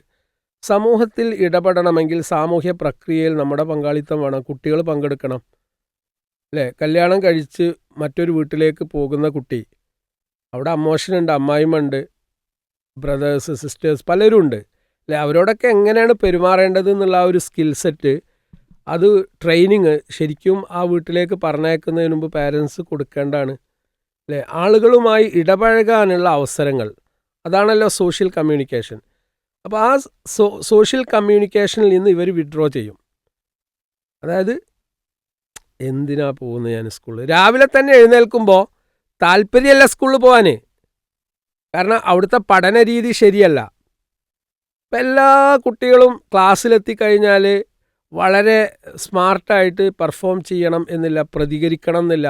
വീട്ടിലിപ്പോൾ എനിക്കറിയാം, വീട്ടിൽ നല്ല പെർഫോമൻസും നല്ല പ്രകടനവും നല്ല പ്രസൻറ്റേഷനും ഒക്കെ ഉള്ള കുട്ടി സ്കൂളിലെത്തിയിട്ടുണ്ടെങ്കിൽ ടോട്ടലി സൈലൻറ്റ്. അപ്പോൾ ടീച്ചർ ചോദിക്കുകയാണ്, ഇവളോ ഇങ്ങനെ? പക്ഷെ ഇവിടെ വന്നാൽ ആകെ മ്ലാനമായിട്ട് സൈലൻ്റായിട്ട്. അപ്പോൾ യഥാർത്ഥത്തിൽ ആ സ്കൂളിൻ്റെ ആംബിയൻസ് കുട്ടിക്ക് ഇഷ്ടപ്പെട്ടിട്ടില്ല. കുട്ടിക്ക് കഴിവില്ലാത്തത് കൊണ്ടല്ല, കുട്ടിക്ക് ഒത്തിരി കഴിവുകളുണ്ട്. ആ കഴിവുകൾ ഹണ്ട് ചെയ്യുക, അത് അന്വേഷിക്കുക, കണ്ടെത്തുക, പ്രോത്സാഹിപ്പിക്കുക, പ്രചോദിപ്പിക്കുക, സമ്മാനങ്ങൾ കൊടുക്കുക. ഇതല്ലേ ഒരു അധ്യാപകൻ്റെ രക്ഷിതാവിൻ്റെ ധർമ്മം അല്ല. അതിന് ആ കുട്ടി അങ്ങനെയാണ്, ഈ കുട്ടി ഇങ്ങനെയാണ്, അതിന് ഇൻഡിവിജ്വൽ അറ്റൻഷൻ കൊടുക്കാൻ നമുക്ക് നേരമുണ്ടോ? പിന്നെ സർക്കാർ അതിൻ്റെ അപ്പുറമാണല്ലോ ഇപ്പോൾ ചെയ്തുകൊണ്ടിരിക്കുന്ന കുറേ കാര്യങ്ങൾ അല്ലേ. അധ്യാപകൻ്റെ തലയിൽ ഭാരം പേറി പിന്നെ കൊടുത്തിട്ട് ഇപ്പോൾ എവിടെ എത്തിയാണ്. അപ്പോൾ റിട്ടയർഡ് ആയതുകൊണ്ട് എനിക്ക് കുറച്ചുകൂടിയും ആശ്വാസത്തിൽ പറയാൻ പറ്റും. ഒന്നും സംസാരിക്കാൻ പറ്റൂലല്ലോ, അങ്ങനത്തെ കാലഘട്ടം കൂടിയാണ്. അധ്യാപകൻ എന്താണെന്നുള്ളത് നമ്മൾ മനസ്സിലാക്കണം. അധ്യാപകന് മാനസികമായിട്ടുള്ള ഒരു റിലീസിങ് കൊടുത്തെങ്കിൽ മാത്രമേ അദ്ദേഹത്തിൻ്റെ ജോലി മാന്യമായി ചെയ്യാൻ പറ്റുള്ളൂ അല്ലേ. പിരിമുറുക്കത്തിൻ്റെ നടുവിൽ ഒരു അധ്യാപകൻ ജീവിക്കുമ്പോൾ ആ അധ്യാപകന് ഇഷ്ടത്തോടു കൂടി അധ്യാപനം നിർവഹിക്കാൻ പറ്റൂല എന്നാണ് ഞാൻ മനസ്സിലാക്കുന്നത്. അയാൾ റിലാക്സ്ഡ് ആവണം, കംഫർട്ടബിൾ ആവണം. അദ്ദേഹത്തിൻ്റെ ബുദ്ധി അവിടെ വികസിക്കുകയും പ്രവർത്തിക്കുകയൊക്കെ വേണം. അതിനെന്ത് വേണം? അതിനുള്ള ഒരു എക്സ്പോഷർ അധ്യാപകന് കിട്ടണ്ടേ. ഇത് കിട്ടാത്തത് കൊണ്ട് ആ പിരിമുറുക്കം മുഴുവൻ ആരോടാ കുട്ടിയോടെ കാണിക്കുന്നത് അല്ലേ. ക്ലാസ്സിൽ പിന്നെ പല അധ്യാപകരും പേടിക്കുകയാണ് കുട്ടികളോട് എങ്ങനെ പെരുമാറും. അത് അധ്യാപകൻ്റെ സൈഡിൽ കൂടി നമ്മൾ നിന്ന് കാണേണ്ടതുണ്ടെന്ന് എനിക്ക് തോന്നുന്നത്. കാരണം കുട്ടിയെ ശിക്ഷണം നടത്താൻ വേണ്ടിയിട്ട് അധ്വാനിക്കുമ്പോൾ നിങ്ങളെ പണിയെടുത്താൽ മതി, അതിന് നിങ്ങൾക്ക് സാലറി തരുന്നില്ലേ, ഞങ്ങളെ വരട്ടാനോ മറ്റോ ഒന്നും വരണ്ട, ഈ രൂപത്തിൽ പ്രതികരിക്കുന്ന കുട്ടികളുമുണ്ട്. അപ്പോൾ എല്ലാറ്റിൽ നിന്നും അധ്യാപകർ മാറി നിൽക്കുകയാണ്. അപ്പോൾ ഈ സോഷ്യലൈസേഷൻ എന്നുള്ളത് സർ വളരെ ഇമ്പോർട്ടൻ്റ് ആണ്. അപ്പോൾ ആ സോഷ്യലൈസേഷൻ ഇവിടെ നടക്കില്ല. കാരണം കുട്ടി എന്താണ്, വിഷാദ രോഗത്തിന് അടിമയാകുന്നു, ഉത്കണ്ഠ അനുഭവിക്കുന്നു, മാനസിക പിരിമുറുക്കങ്ങൾക്ക് നടുവിലാണ് കുട്ടി ജീവിക്കുന്നത്. കാരണം കുട്ടി ആഗ്രഹിച്ച കാര്യങ്ങളൊന്നുമല്ല അവിടെ പഠിച്ചുകൊണ്ടിരിക്കുന്നത്. ഒരു ഉദാഹരണമായി ടെക്നിക്കൽ സ്കില്ലുള്ള ഒരു കുട്ടിയാണ്. ആ കുട്ടിയുടെ സ്കില്ലിൻ്റെ താല്പര്യത്തിൻ്റെ ഭാഗമാണ് കുട്ടി ക്യാമറ ക്ലാസ്സിലേക്ക് കൊണ്ടുവരുന്നത്. ഞാൻ ചോദിച്ചു, ഇനി എന്തിനാണ് ക്ലാസ്സിലേക്ക് ക്യാമറ കൊണ്ടുപോയത്? അപ്പോൾ അവൻ പറഞ്ഞ ഉത്തരം അതാണ്. അടുത്ത് ഒരു റൂറൽ ഏരിയയാണ്, ഒരു വില്ലേജാണ്, ആ വില്ലേജിൻ്റെ അടുത്തുള്ള സ്കൂളാണ്. അപ്പോൾ ആ പ്രദേശത്ത് നല്ല കുളങ്ങളുണ്ട്. അവിടെ ഞങ്ങൾ പോയിട്ട് ചാടി കുളിക്കും. ആ കുളിക്കുന്ന സമയത്ത് ഞങ്ങൾക്ക് അത് എന്ത് ചെയ്യണം, ഷൂട്ട് ചെയ്യണം. ആ കുട്ടികളൊരു ആഗ്രഹമല്ലേ. ആ കുട്ടി അത് ചെയ്യുന്ന തെറ്റാണെന്ന് എനിക്കൊരിക്കലും തോന്നിയില്ല. നീന്താനുള്ള കുട്ടിയുടെ ആഗ്രഹം ഒരു സ്കില്ലാണ്, ഓടാനുള്ളത് സ്കില്ലാണ്, മരം കയറാനുള്ളത് സ്കില്ലാണ്. അഡ്വഞ്ചറസ് ആയിട്ട് മല കയറുക അല്ലേ, അതിന് താല്പര്യപ്പെടുന്ന കുട്ടികളില്ലേ. പാപ്പനോടും ഉമ്മനോടൊന്നും പറയാനാണ് കുട്ടി പോവുക. കുട്ടി അന്വേഷണം നടത്തുകയാണ്, പഠിക്കാൻ വേണ്ടിയിട്ടാണ് അവൻ പോകുന്നത്. ആ യാത്രയിൽ ഒരുപാട് കാര്യം പഠിക്കും. അതിന് ഉള്ള ഒരു സ്വാതന്ത്ര്യം നമ്മൾ കൊടുക്കൂല. കുട്ടി പലതും പഠിക്കുന്നത് യാത്രയിൽ നിന്നാണ്. നമ്മൾ വിചാരിക്കുന്നത് നമ്മൾ പറഞ്ഞത് മുഴുവൻ അനുസരിച്ച് ഇങ്ങനെ വീട്ടിലിരിക്കണം, എന്നാലും ആ വീട്ടിലിരിക്കുക, അല്ലെങ്കിൽ സ്കൂളിൽ പോവുക. സ്കൂളിൽ പോയാൽ ആ ഒരു ആംബുലൻസ് അവിടെ ഇല്ല, ആ സാഹചര്യമല്ല. സ്വാഭാവികമായിട്ട് അതിൽ നിന്നൊരു മോചനം, പിരിമുറുക്കുണ്ടാകുമ്പോൾ ആ മോചനം കിട്ടാൻ വേണ്ടിയിട്ട് ഒരു ക്യാമറ അല്ലെങ്കിൽ ഒരു മൊബൈൽ സ്കൂളിൽ കൊണ്ടുപോയിട്ടില്ല, പീഡിയയിൽ വെച്ചാ. പീഡിയയിൽ വെച്ചിട്ട് GPay ചെയ്യുന്ന സമയത്താണ് അധ്യാപകൻ പൊക്കുന്നത്. ഓനനുസരിച്ചിട്ടുണ്ട്. ഞാൻ പറഞ്ഞത് മനസ്സിലാവുണ്ടോ? കുട്ടികൾക്ക് കുട്ടികളുടേതായ പ്രൈവസി ഉണ്ട്, സ്വാതന്ത്ര്യമുണ്ട്, അത് ഹനിക്കപ്പെടുന്നുണ്ട്. നമുക്ക് നമ്മുടേതായ ഡിസിപ്ലിൻ ഉണ്ടായിരിക്കും. അപ്പോൾ അവിടെ ഒരു തരം ക്ലാഷ് വരുന്നുണ്ട്. ഇത് അവരെ മാനസികമായി തളർത്തുന്നുണ്ട് എന്നാണ് ഞാൻ പറഞ്ഞ പോയിന്റ്. ആ തളർത്തി കഴിഞ്ഞിട്ടുണ്ടെങ്കിൽ പിന്നെ അവർ അവിടുന്ന് എണീറ്റ് പോരൂല. കാരണം പിന്നെ അവർ തീരുമാനിക്കുന്നത് മോശപ്പെട്ട ഗ്യാങ്ങിനെ സെലക്ട് ചെയ്യാനാണ്, പിന്നെ സൊറ കളിക്കാനാണ്, പിന്നെ ലഹരിയിലേക്കും വേണ്ടാത്ത ചങ്ങാത്തത്തിലേക്കൊക്കെ അവർ പോകും. മനസ്സിലാവുണ്ടോ? വിദ്യാഭ്യാസ സ്ഥാപനങ്ങളിലേക്ക് മക്കളെ നമ്മൾ പറഞ്ഞയക്കുന്നത് വെറും പഠനം എന്ന ഒരു പ്രക്രിയ നടക്കാൻ വേണ്ടി മാത്രമല്ല. സ്കൂളുകളിലേക്കും മറ്റു കോളേജുകളിലേക്കും ഏത് വിദ്യാഭ്യാസ കേന്ദ്രങ്ങളാവട്ടെ, അവിടെയൊക്കെ പഠിക്കാനുള്ളത് ജീവിതത്തിൻ്റെ പല ഭാഗങ്ങളിലുള്ള പല കാര്യങ്ങളാണ്. ടെക്സ്റ്റ് ബുക്കുകളും നോട്ട് ബുക്കുകളും മറിച്ച് അതിലുള്ള കേവലം അക്ഷരങ്ങൾ മാത്രം പകർത്തി അത് തൻ്റെ ബുദ്ധിയിലിട്ട് മനനം നടത്തേണ്ടവൻ മാത്രമല്ല, സ്വന്തം കൂട്ടുകാരനോട് എങ്ങനെ പെരുമാറണം, കൂട്ടുകാരനൊരു ചെറിയ പ്രയാസം വന്നാൽ ആ പ്രയാസം എങ്ങനെ പരിഹരിക്കണം, ഒരാൾക്കൂട്ടത്തിനിടയിൽ എൻ്റെ ഇടപെടൽ എന്താണ്, what is my role in this team, in my classroom, ഇതൊക്കെ ഒരു ഒത്തൊരുമിച്ച് ഇരുന്നും അവിടെ ചിലപ്പോൾ തർക്കങ്ങളുണ്ടാവാം, ചിലപ്പോൾ നല്ല സന്തോഷത്തിൻ്റെ അവസരങ്ങളുണ്ടാവാം, ദുഃഖത്തിൻ്റെ അവസരങ്ങളുണ്ടാവാം. ഇതെല്ലാം ഒരു കുട്ടിക്ക് ലഭിക്കേണ്ട, അത് നേടിയെടുക്കേണ്ട ഒരു പ്രായവും കേന്ദ്രവുമാണ് വിദ്യാഭ്യാസ കേന്ദ്രങ്ങൾ. അവിടെ നിന്നും അത് കിട്ടിയിട്ടില്ല എങ്കിൽ സ്വാഭാവികമായിട്ടും കുട്ടികൾ തകർച്ചയിലേക്കും പരാജയത്തിലേക്കുമാണ് പോവുക. അപ്പം അതുകൊണ്ട് മക്കൾക്ക് അങ്ങനെയുള്ളൊരു നല്ലൊരു സാഹചര്യം ഉണ്ടാവണമെങ്കിൽ കുട്ടികൾക്ക് കൂടി താല്പര്യമുള്ള വിദ്യാഭ്യാസ കേന്ദ്രങ്ങൾ തിരഞ്ഞെടുക്കാൻ, കോഴ്സുകൾ തിരഞ്ഞെടുക്കാൻ രക്ഷിതാക്കൾ കൂടി ശ്രദ്ധിക്കണമെന്നാണ് പറയുന്നത്. അവിടെ സാർ ഒരു അനുഭവം ഞാൻ പറയാം. എൻ്റെ ഒരു സുഹൃത്ത് എന്നോട് പറഞ്ഞ കാര്യം, അവൻ്റെ കുട്ടി +1 പഠിക്കുകയാണ്. അപ്പോൾ അവൻ പറഞ്ഞു എനിക്ക് കളിക്കാൻ ടർഫിൽ പോകണം ഫ്രണ്ട്സിൻ്റെ കൂടെ. അപ്പോൾ അവൻ പറഞ്ഞു പൊയ്ക്കോ, ഞാനും വരാം.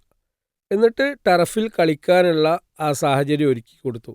നീ ഫ്രണ്ട്സിൻ്റെ കൂടെ പോയിട്ട് നീക്ക് ഭക്ഷണം വേണോ, പോയിട്ട് കഴിച്ചോ, അതിനുള്ള പൈസയും കൊടുത്തു. അപ്പോൾ ഈ 2 പോസിറ്റീവ് സ്ട്രോക്കുകൾ ആ കുട്ടിയിലുണ്ടാക്കിയ മാറ്റങ്ങൾ പിന്നീട് അവൻ എന്നോട് പറയാണ്. അതായത് കുട്ടികളുടെ ആവശ്യങ്ങൾ നമ്മൾ മോണിറ്റർ ചെയ്യുക, നമ്മൾ അവരുടെ കൂടെ നിൽക്കുക, വഴി തെറ്റാതിരിക്കാനുള്ള ജാഗ്രത കൈക്കൊള്ളുകയും ചെയ്യുക. അല്ലാതെ അവരുടെ ആവശ്യങ്ങൾ, ഇപ്പോൾ സ്പോർട്സിന് പോകണം, കളിക്ക് പോകണം, ടർഫിൽ പോകണം എന്ന് പറയുമ്പോൾ നമ്മളതിന് അനുവാദം കൊടുക്കുന്നില്ല. അല്ല, എനിക്കൊന്ന് നീന്താൻ പോകണം, അനുവാദം കൊടുക്കുന്നില്ല. ഫുട്ബോൾ കളിക്കാൻ പോകണം, അനുവാദം കൊടുക്കില്ല. സ്വാഭാവികമായിട്ട് കുട്ടിക്ക് എന്താ നമ്മോട് ഉണ്ടാവുക? തന്ത വൈബ്, തള്ള വൈബ്, ഉറപ്പന്നല്ലേ. നേരെ മറിച്ച് നമ്മൾ പറയേണ്ട മോൻ പോയി കളിച്ചോ, പക്ഷേ മഗ്‌രിബ് ആകുമ്പോഴേക്ക് അല്ലെങ്കിൽ ഇന്ന സമയമാകുമ്പോഴേക്ക് വരണം. അതിനുള്ള പ്രോത്സാഹനം പൈസ ഒക്കെ നമ്മൾ കൊടുക്കണം എന്ന് ഞാൻ പറയണത്. ആ കൊടുത്ത് മോണിറ്റർ ചെയ്യുമ്പോൾ നമ്മൾ പറയുന്നത് അവർ കേൾക്കും അല്ലേ. നമ്മൾ ശ്രദ്ധിക്കേണ്ട, പീടികക്ക് സാധനം വാങ്ങാൻ വേണ്ടി നമ്മളെപ്പോഴാ പറയും, ഒരു കളിക്കാൻ പോകുന്ന നേരത്താണ്. ഉമ്മാർ ശ്രദ്ധിക്കേണ്ട വിഷയം അത്. കുട്ടി കളിക്കാനുള്ള മൂഡിൽ ആ പിന്നെ ഇതൊക്കെ ഇട്ടിട്ട് അല്ലേ, ജേഴ്സിയൊക്കെ ഇട്ടിട്ട് ആ ആവേശ കമ്മിറ്റിയായി നിൽക്കുന്ന സമയത്താവും പിന്നെ ഇജ്ജ് പോയി മീൻ വാങ്ങിക്കൊണ്ടോന്നാ, അപ്പോഴല്ല അതിന് പറഞ്ഞേക്കണ്ടേ. കുട്ടികളുടെ ആ ഒരു ക്വാളിറ്റി ടൈം അവരാഗ്രഹിക്കുന്നത് ഏത് രൂപത്തിൽ നിന്നും കൂടി ഉമ്മയും ഉപ്പയും മനസ്സിലാക്കിയിട്ട് പെരുമാറിയാൽ മതി. ആ കുട്ടികൾക്കൊരു പ്രശ്നം ഉണ്ടാവില്ല. ഇതാണ് അവരിൽ ദേഷ്യം, വാശി ഇതൊക്കെ ഉണ്ടാക്കുന്നത് അല്ലേ. ശ്രദ്ധ ഉണ്ടാവില്ലല്ലോ. കാരണം ഞാൻ പറയുന്ന ഒരു കാര്യത്തിനും ഇവിടെ ഒരു നിലയും വരില്ല. കുട്ടി പറയുന്ന സംസാരം അത് ഇന്ന ആർക്കാ വേണ്ടി? ഞാൻ പറയുന്ന വാപ്പ കേൾക്കണ്ടേ, ഉമ്മ കേൾക്കണ്ടേ. ചില വാപ്പാർക്ക് പൈസ ഇങ്ങനെ വീട്ടിലേക്ക് അയച്ചു കൊടുത്താൽ മതി, വേറെ ഒന്നും ഒരു ശ്രദ്ധിക്കില്ല.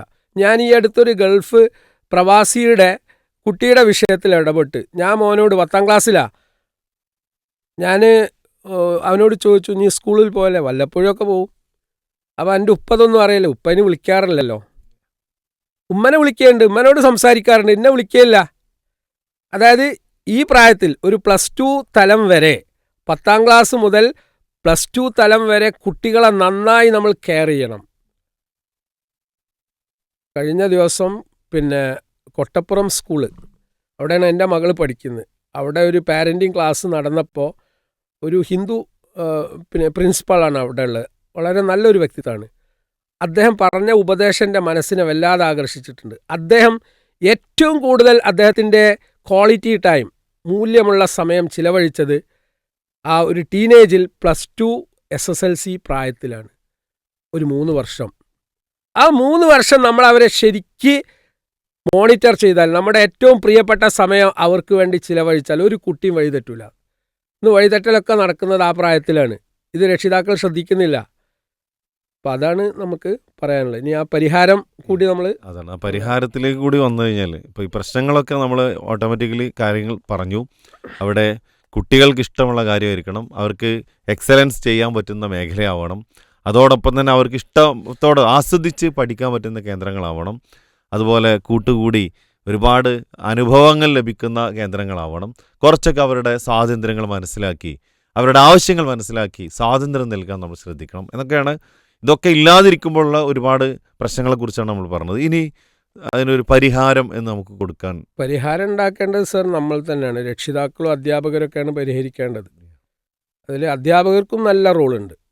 ഇപ്പോൾ എന്നെ ഇഷ്ടപ്പെടുത്തിയ ഒരു സംഗതി, ഞാൻ നേരത്തെ പറഞ്ഞ സ്കൂളിലെ പ്രധാന അധ്യാപകൻ, അയാളെ എനിക്ക് വല്ലാതെ ഇഷ്ടപ്പെട്ടു. അതിന് കാരണം എന്താണെന്ന് വെച്ചാൽ, ഇൻ്റർവ്യൂ ചെയ്യുന്ന ഓരോ കുട്ടിയുടെയും ഡീറ്റെയിൽസ്, അവരുടെ വ്യക്തിപരമായ താല്പര്യം എന്ത്, പഠന അഭിരുചി എന്ത്, ഇത് കംപ്ലീറ്റ് ഒരു ഡയറിയിൽ അയാൾ നോട്ട് ചെയ്യാണ്.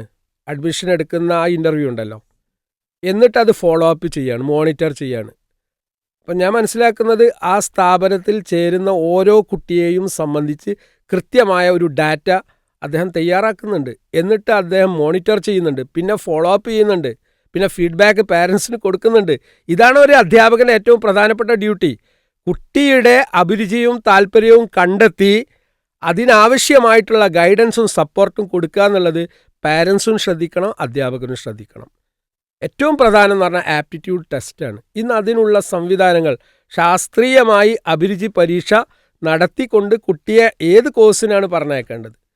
ചില വിഷയങ്ങളിൽ നമുക്ക് അറിവുണ്ടാവില്ല സർ, അല്ലേ? ഇപ്പോൾ കുട്ടികൾ പറയുന്ന ചില കോഴ്സുകളൊക്കെ ഉണ്ട്, അല്ലേ?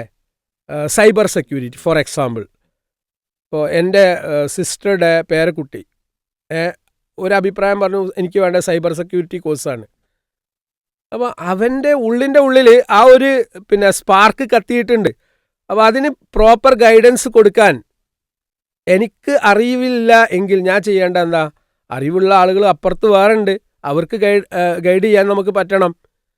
അപ്പോൾ കരിയർ ആപ്റ്റിറ്റ്യൂഡ് ടെസ്റ്റ് വളരെ നേരത്തെ നടത്തിക്കൊണ്ട് കുട്ടികളെ ആ മേഖലയിലേക്ക് ഗൈഡ് ചെയ്യുക എന്നുള്ളത് ഒരു അധ്യാപകൻ്റെയും ഒപ്പം തന്നെ രക്ഷിതാവിൻ്റെയും ബാധ്യതയാണ്. അതിന് 1500-2000 രൂപ ഒക്കെ മെനക്കെട്ട് കൊടുത്തിട്ടുണ്ടെങ്കിൽ ഇത് വളരെ ശാസ്ത്രീയമായിട്ട് കുട്ടിയുടെ ടാലൻ്റ് ഏതാണ് എന്ന് കൃത്യമായി പറഞ്ഞു തരാൻ പറ്റും. ഇത് ചെയ്യുന്നതിന് ബദൽ ഏതോ ഒരു ഫ്രണ്ട് പറഞ്ഞു, അല്ലെങ്കിൽ ഏതോ ഒരാൾ പറഞ്ഞു, എന്നിട്ട് 5-10 ലക്ഷം രൂപ കൊണ്ടുപോയിട്ട് അന്യ സംസ്ഥാനങ്ങളിൽ അല്ലെങ്കിൽ വിദേശ രാജ്യങ്ങളിലേക്ക് നമ്മൾ വലിയ സംഖ്യ കൊടുത്ത് വിടുകയാണ്. ആ കുട്ടി എവിടെ എത്താതെ പോരും. ഇതാണ് അതിനുള്ള ഒന്നാമത്തെ പരിഹാരം. ഓക്കെ, ഇവിടെ നമ്മൾ ശ്രദ്ധിക്കേണ്ട ഒരു കാര്യം, ഇപ്പോൾ കുട്ടികളും തന്നെ ഇങ്ങനെയുള്ള കാര്യങ്ങൾ വരുമ്പോൾ സ്വാഭാവികമായിട്ടും അവർക്ക് വലിയ അറിവൊന്നും ഉണ്ടാവില്ല. ആരെങ്കിലുമൊക്കെ പറഞ്ഞു കേട്ട അല്ലെങ്കിൽ സോഷ്യൽ മീഡിയയിൽ ഹൈപ്പ് കിട്ടിയ പല കോഴ്സുകളും വരും വരായികളെ കുറിച്ച് ആലോചിക്കാതെ എടുത്തു ചാടുന്ന സ്വഭാവം നമ്മൾ കാണാറുണ്ട്. അപ്പോൾ അവിടെ വിദ്യാർത്ഥികൾക്കും വലിയ റോളുണ്ട്, രക്ഷിതാക്കൾക്കും വലിയ റോളുണ്ട്. നമുക്ക് ആ കോഴ്സിൽ ചേരുന്നതിന് മുമ്പ് തന്നെ അതിനെക്കുറിച്ചുള്ളൊരു പ്രാഥമികമായും അല്ലെങ്കിൽ അതിൻ്റെ അവസാനത്തിലുള്ളൊരു കാര്യത്തിനെക്കുറിച്ച്, ഞാനിത് പഠിച്ചു കഴിഞ്ഞാൽ what is the result and എവിടെയായിരിക്കും എൻ്റെ പൊസിഷൻ ഉണ്ടാവുക എന്നൊരു കാര്യം കൂടി ചിന്തിച്ച് ചെയ്യണമെന്നാണ് പറയാനുള്ളത്. രണ്ടാമത്തെ വിഷയം എന്ന് പറഞ്ഞാൽ സർ, നമ്മൾ പാരൻസ് സഹകരണ മനോഭാവത്തോടു കൂടി പെരുമാറണം. കുട്ടികളോട് ഒരിക്കലും കൊമ്പ് കൊടുക്കരുത്. കുട്ടികളുടെ ഇഷ്ടം, താല്പര്യം, അഭിരുചി വ്യത്യസ്തമാണ്. ഓക്കെ, കാരണം കുട്ടിയാണ് പഠിക്കുന്നത്, കുട്ടിയാണ് റിസൾട്ട് ഉണ്ടാക്കേണ്ടത്. സാധാരണ ഞാൻ ഒരു ഉപമ പറയാറുണ്ട്, you can take a horse to the water. ഒരു കുതിരയെ താങ്ങി നിങ്ങൾക്ക് വെള്ളത്തിൻ്റെ അടുത്തേക്ക് കൊണ്ടുപോയി വെക്കാം, but you can make it drink. പക്ഷേ അതിനെ കുടിപ്പിക്കാൻ പറ്റില്ല. വെള്ളം കുടിക്കണം എന്നുള്ളത് തീരുമാനിക്കേണ്ടത് കുതിരയാണ്. ഇവിടെ പഠിക്കാൻ വേണ്ടി ഏറ്റവും നല്ല കലാലയം തിരഞ്ഞെടുത്ത് നമുക്ക് കൊണ്ടുപോയി ആക്കാം. പക്ഷെ പഠിക്കേണ്ടത് ആരാണ്? കുട്ടിയാണ്. കുട്ടി പഠിക്കണമെങ്കിൽ കുട്ടിക്ക് ഇൻട്രസ്റ്റ് വേണം, താല്പര്യം വേണം. അപ്പോൾ കുട്ടിയെ പരിഗണിക്കുക എന്നുള്ളത് ഒരു രക്ഷിതാവിൻ്റെ പ്രാഥമികമായ ദൗത്യമാണ്. ഏത് സ്ഥാപനത്തിൽ നമ്മൾ അവരെ ചേർക്കുകയാണെങ്കിലും ആ സ്ഥാപനത്തോട്, അവിടുത്തെ പഠന രീതിയോട്, അവിടുത്തെ സിലബസിനോട് കുട്ടി ഇണങ്ങണം, ഇഷ്ടപ്പെടണം. എങ്കിൽ മാത്രമേ അവിടെ പഠനം പൂർത്തീകരിക്കാൻ പറ്റുള്ളൂ. ഇതാണ് രണ്ടാമതായിട്ട് അവർ ശ്രദ്ധിക്കണം. പഠനത്തിൻ്റെ കാര്യത്തിൽ മാത്രമല്ല, ജീവിതത്തിൻ്റെ ഏത് മേഖലയിലാണെങ്കിലും നമ്മുടെ മക്കളെ പരിഗണിക്കാൻ നമുക്ക് സാധിക്കുന്നുണ്ടോ നമ്മൾ ചോദിക്കേണ്ട ഒരു കാര്യമാണ്, നമ്മൾ ശ്രദ്ധിക്കേണ്ട ഒരു കാര്യമാണ്. മക്കൾക്ക് അർഹമായ പരിഗണനയും ശ്രദ്ധയും ഒരു രക്ഷിതാവിന് കൊടുക്കാൻ സാധിച്ചിട്ടില്ലെങ്കിൽ നാളെ അല്ലെങ്കിൽ മറ്റന്നാൾ ആ കുട്ടി രക്ഷിതാക്കളെയും പരിഗണിക്കില്ല എന്നുള്ളത് യാഥാർത്ഥ്യമാണ്. അപ്പോൾ ഓരോ കുട്ടികൾക്കും ഇൻഡിവിജ്വൽ കെയർ കൊടുക്കാനും അവരെ പരിഗണിക്കാനും അവർ പറയുന്ന അഭിപ്രായങ്ങൾ മുഖവിലക്കെടുക്കാനും രക്ഷിതാക്കളെ നമുക്ക് സാധിക്കണമെന്നാണ്. മൂന്നാമത്തെ സർ, അവരോട് ഓപ്പൺ കമ്മ്യൂണിക്കേഷൻ നടത്തുക. അതൊരു ദിവസമല്ല ചെയ്യേണ്ടത്, എല്ലാ ദിവസവും ഒരു മിനിമം ഒരു 10 മിനിറ്റെങ്കിലും. ഇപ്പം നമുക്ക് തീരെ നേരമല്ലല്ലോ, അതുകൊണ്ടാണ് ഞാൻ 10 മിനിറ്റ് പറഞ്ഞത്. 10 മിനിറ്റ് എങ്കിലും മിനിമം നമ്മുടെ മക്കളോട് ഓപ്പൺ കമ്മ്യൂണിക്കേഷൻ. ഇപ്പം നമ്മൾ ഇരുന്ന് സംസാരിക്കുന്നത് പോലെ കുട്ടിയുടെ ആഗ്രഹങ്ങളും താല്പര്യങ്ങളും കുട്ടിയുടെ പ്രശ്നങ്ങളൊക്കെ കേൾക്കാനുള്ള ഒരു ഓപ്പൺ കമ്മ്യൂണിക്കേഷൻ സിസ്റ്റം വീട്ടിൽ ഇംപ്ലിമെൻ്റ് ചെയ്താൽ ഇത്തരം പ്രശ്നങ്ങൾ നമുക്ക് പരിഹരിക്കാൻ പറ്റും. പലപ്പോഴും രക്ഷിതാവിനോട് കുട്ടിക്ക് പറയണമെന്നുണ്ട്, പക്ഷേ രക്ഷിതാവിനെ കിട്ടില്ല. ചിലപ്പോൾ ജോലി കഴിഞ്ഞ് ടെൻഷൻ പേറിക്കൊണ്ടായിരിക്കും രക്ഷിതാവ് വീട്ടിലേക്ക് വരുന്നത്. അപ്പോൾ ആ സമയത്ത് പറയാൻ പറ്റില്ല. എന്നാൽ അതിരാവിലെ എഴുന്നേറ്റ് പോകുന്ന രക്ഷിതാവാണെങ്കിൽ അപ്പോഴും പറ്റില്ല. കുട്ടികളുമായിട്ട് തുറന്ന ആശയവിനിമയം നടത്തുക, അത് ഏറ്റവും വലിയ പരിഹാരമാണ്. പല പ്രശ്നങ്ങളും പരിഹരിക്കാനുള്ള വഴി അതാണല്ലോ. പലവർക്കും ഉള്ളിലുണ്ടാവും. ഉള്ളിലുള്ള കാര്യങ്ങൾ എലിസിറ്റ് ചെയ്യാനുള്ള അവസരങ്ങൾ, ഓപ്പർച്യൂണിറ്റീസ് നമ്മൾ കൊടുക്കണം. അതിന് ഇമോഷണൽ റാപ്പോ ബിൽഡപ്പ് ചെയ്യണം കുട്ടികളോട്. ചില കുട്ടികൾക്ക് ഉമ്മയോട് മാത്രമേ വൈകാരികമായ സാമീപ്യമുള്ളൂ, ബന്ധമുള്ളൂ. വാപ്പ എന്ന് പറഞ്ഞാൽ എന്തോ ഒരു പേടിപ്പെടുത്തുന്ന സ്വപ്നമായി മാറുകയാണ്. ഇതിൽ നിന്ന് മാറിയിട്ട് വാപ്പയും ഉമ്മയും നിർബന്ധമായിട്ടും മക്കളോട് തുറന്ന ആശയവിനിമയം നടത്തുക എന്നുള്ളതാണ് ഏറ്റവും പ്രധാനപ്പെട്ട പരിഹാരം. നാലാമതായിട്ട് പറയാനുള്ള സംഗതി, നമ്മൾ കുട്ടികൾക്ക് കലാകായിക രംഗത്തും പല മേഖലയിലും താല്പര്യങ്ങളുണ്ടാവും, അതൊക്കെ പ്രോത്സാഹിപ്പിക്കണം അല്ലേ. ഇപ്പോൾ സ്പോർട്സ് എന്നുള്ള സംഗതി വലിയ ഒരു തുറവിയാണ്. സ്പോർട്സിൽ താല്പര്യമില്ലാത്ത കുട്ടികളുണ്ടാവില്ല. അപ്പോൾ ആ കുട്ടികൾ കളിക്കാൻ വേണ്ടി പോകുന്ന ഘട്ടത്തിൽ അതിൽ ആ രക്ഷിതാവ് കൂടി ഇൻവോൾവ് ചെയ്യുക. ഇനി കളിക്കാൻ വാപ്പക്ക് പറ്റില്ലെങ്കിൽ പോലും ആ കളി കാണാൻ വേണ്ടിയിട്ട് ഒരു സപ്പോർട്ടീവ് മെക്കാനിസം വർക്കൗട്ട് ചെയ്താൽ ആ കുട്ടികൾക്ക് എൻ്റെ കൂടെ എൻ്റെ ഉപ്പുണ്ട്, എൻ്റെ ഉമ്മ ഉണ്ട്. അതിനൊക്കെ നമ്മൾ സമയം കണ്ടെത്തിയേ പറ്റൂ. നമ്മൾ സമയം കൊടുക്കാത്തത് കൊണ്ടാണ് പലപ്പോഴും കുട്ടികൾ മറ്റ് സുഹൃത്തുക്കളുടെ കൂടെ പലയിടത്തേക്കും പോകുന്നത്. ഇതാണ് എനിക്ക് അവസാനമായിട്ട് പറയാനുള്ളത്. എന്തായാലും അൽഹംദുലില്ലാ നല്ലൊരു ചർച്ചയാണ് ഇന്ന് നമ്മളിവിടെ വെച്ചത്. നമ്മുടെ മക്കളൊക്കെ നമ്മുടെ കൂടെ ഉണ്ടാവാനും അവരുടെ പഠനത്തിൽ മികവ് പുലർത്താനും അവസാനം ജീവിതത്തിൽ വിജയിക്കാനും വേണ്ട ചേരുവകളാണ് ഇന്നത്തെ ഈ ഒരു എപ്പിസോഡിൽ നമ്മൾ ചർച്ച ചെയ്തത്. അവിടെ രക്ഷിതാക്കൾക്ക് വലിയ റോളുകളുണ്ട്, അധ്യാപകർക്ക് വലിയ റോളുകളുണ്ട്.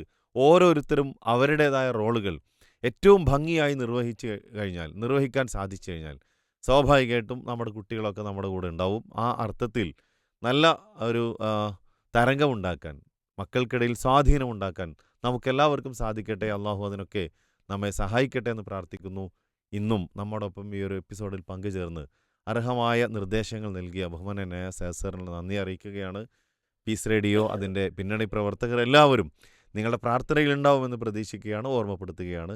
അള്ളാഹു നമ്മളെല്ലാവരെയും വിജയിപ്പിക്കുമാറാവട്ടെ, സ്വർഗ്ഗം നൽകി അനുഗ്രഹിക്കുമാറാവട്ടെ. വാഹിർ ദവാനാൻ അൽഹംദുലില്ലാഹി റബ്ബിൽ ആലമീൻ. അസ്സലാമു അലൈക്കും വറഹ്മത്തുള്ളാഹി.